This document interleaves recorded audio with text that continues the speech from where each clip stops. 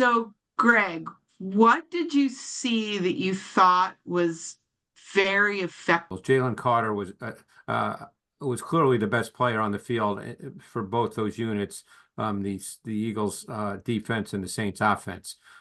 Jordan Davis played better. But the Eagles had a tactical approach in this game that was meant specifically for what the Saints had shown through two games, which was a zone run game. And in some ways, it was for those who follow the sport going back a number of years, it was somewhat similar to what Bill Belichick did in the Super Bowl against the Rams back when they beat them 13-3. Did you notice? I feel like I noticed like a lot more shifting right before the snap with the D line. Well, he's done it in the past. I mean, Vic Fangio's, he's been around the block a few times, Eddie. But this was clearly a specific game plan for the Saints. Now, that doesn't mean they won't do similar things against other teams, because every week is a specific week in the NFL. You've got staples, you've got foundations, but you always tailor that to the specific opponent. So what you're talking about, what they did very often is they'd line up in their five-man front, and then Zach Bond would walk outside on the edge to make it a six-man front. He was the one who did that. It was never Nakobe Dean. Nakobe Dean stayed as a stacked linebacker. So when you do that, don't forget the offensive line, based on what they see from the front, is going to block a certain way. And you can make the argument the key to the game was the Eagles' first down defense. Think of it this way. The Saints had 20 first and 10 snaps, 20. You know how many yards they gained on their 20 first down snaps?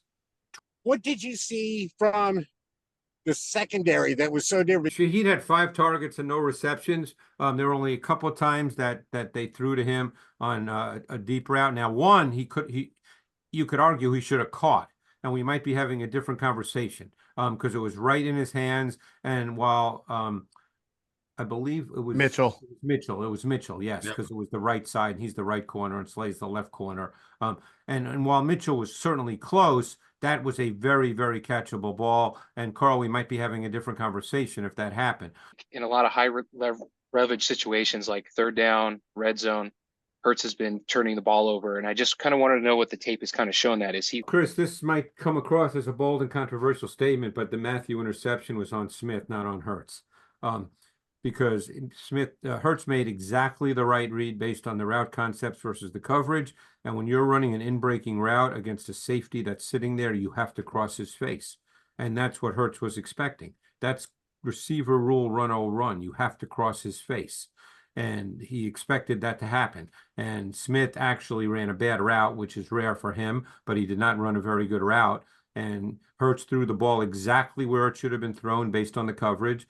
And he allowed Matthew, Smith that is, he allowed Matthew to cross his face and make the pick. That pick was not on Hurts.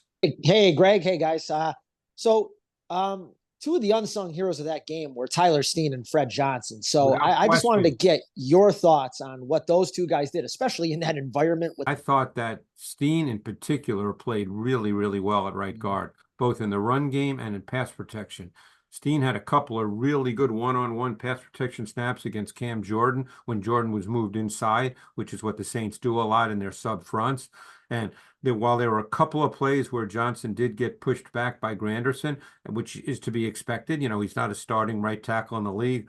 Overall, I thought both of those guys played really, really well. And they did not hurt the Eagles in the run game at all. And there was some, and look, the Eagles threw the ball a lot, probably too much. Just a question for you, Greg, just in relation to the offense. I noticed one snap was from under center that I can recall offhand, and that was the failed fake tush push. Two responses to that. Number one, my guess is Hurts is just not comfortable under center, because I think Kellen Moore would like his quarterback to be under center more. But you have to play to your quarterback's comfort to some degree. You can't make the quarterback do what he's not comfortable doing. Secondly, I'm a big believer in play action under center, Kevin. Now, that's not an opinion per se. I think based on years of film study that play action with your quarterback under center has a much more impactful feel for second level defenders. From your tape study, when you look at it, how has Hurts handled that this year for the most part? And do you believe it's helping him see the defense better? And how does motion play into that? Well, I think Jason, it's a work in progress. I think there's been a couple of times where Hurts did not recognize potential pressures based on fronts, things that he needs to recognize, whether it's on him because the defender can't be blocked by the protection, or whether he needs to adjust the protection in order to take care of it. So I think it's a work in progress. You know, that's not easy to do. And if you've not done a lot of that in your life, which my guess is he has not, then that's to learn it at the NFL level is a hard deal. So I think that's a work in progress right now. How do you evaluate the efficiency considering how often the offense, special teams put them in bad situations? Well, I mean, that gets or into the other way around. That gets into kind of a larger discussion of what the Eagles' profile should be as a team. In an ideal world, they're going to be pretty good on defense because Carter, just in terms of traits, should be a dominant player on a weekly basis. He was an incredibly dominant player against the Saints, the most dominant player on the field. Jordan Davis played a better game. Looks like Bond has really transitioned beautifully to being a stacked backer, although in this game, obviously played a lot of snaps on the ball just because of the nature of the matchup. You know, I think Mitchell's going to be a good player. You know, Gardner Johnson is a really solid safety. I think their defense should be pretty good. They still have some things to work out. They've not gotten much from Huff. He only played 18 snaps. They know that he's not really playing very well, and they didn't feel they could put him out for more than that. Keep in mind, the Saints only gained 219 yards of total offense. I want to add, my question would be simply, what does he look like over 3 games to you? I know he hasn't played a lot because he hasn't played well. He doesn't look very good. He doesn't look like the same player. Again, I can't answer why that is, but with the Jets, I mean, I noticed him going back maybe 3 years or so, Adam, you know, where as a pass rusher, he was really, really good. Now, he only played about 20 snaps a game with the Jets because he was really a sub-front pass rusher. The Eagles obviously signed him in the hope that he could play 40 or 50 snaps a game. And again, I think there was a Nolan Smith element to the signing as well, with the idea that he could come on in his second season and play meaningful snaps. And he hasn't really shown much as a pass rusher for sure. So, but Huff has not looked very good. He does not look like he has the same quickness he had when he was with the Jets. So, and again, you know, these are questions that you don't know why, but he hasn't looked that way.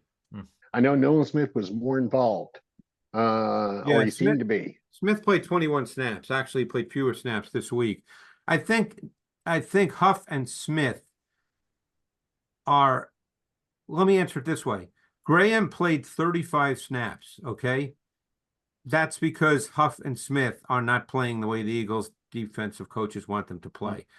Graham was not signed this year in what many assume would be his final season to play 35 snaps, but he's doing that because Smith and Huff are not giving them the production that they're expecting. Now, could that change? It's 3 weeks. You know, I'm not one of those people that defines a career, you know, or a season after 3 weeks. There's a long way to go. But quite frankly, Smith has not shown, even in preseason, Carl, he did not show the ability to rush the quarterback.